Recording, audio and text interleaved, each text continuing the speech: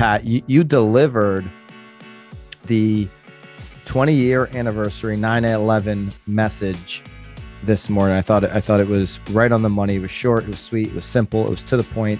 It was exactly the way to start today. Thank you, man. I appreciate that. It was I said to you before we started, that's a lot of pressure. The 20th anniversary of such a sad historic event. Yeah, you want to make sure that you're paying tribute to all the lives lost and people impacted, and being conscious of that. I mean, I think we talk about it more often than I think almost anything else that I can think of. I mean, that comes up in conversation, just throughout the course of everybody's conversation, right? Throughout the year, anniversary or otherwise. So definitely appreciate the kind words there, my friend.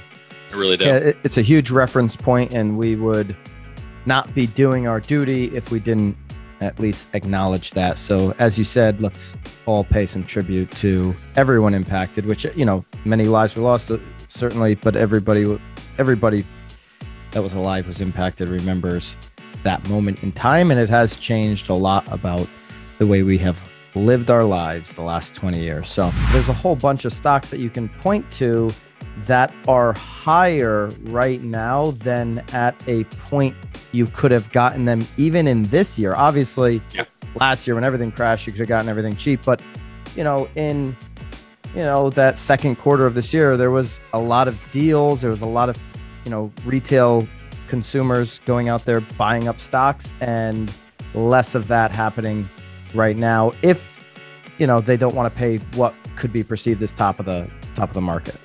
Absolutely. Yeah, exactly. And like I said, and that's the problem is that you're thinking about it very logically as someone who has a fair amount of experience in it. People tend to just jump in at the wrong time because they're emotional. They don't want to feel like they're missing out on the ride.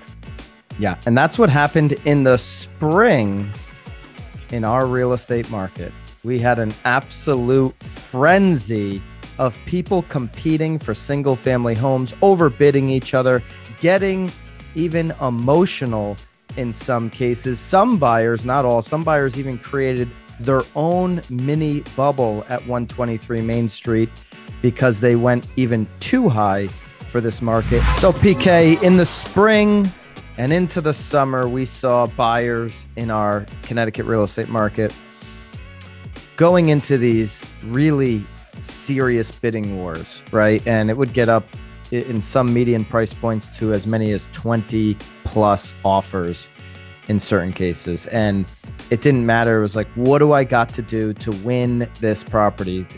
Buyers were asking their agents, what do I need to do? What position do I need to be in? Just tell me, I'll do it. Whatever it takes, need the house, got to close on the deal.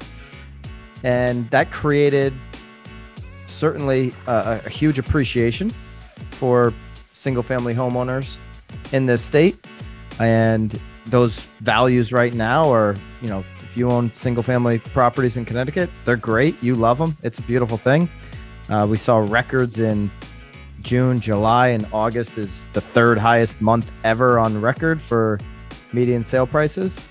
But the biggest trend happening now in September, as that spring and summer market has faded, is that buyers have a price intolerance, right? They are now finally saying, okay, I still have huge demand to buy. There's huge demand. There's still really low, historically low inventory levels.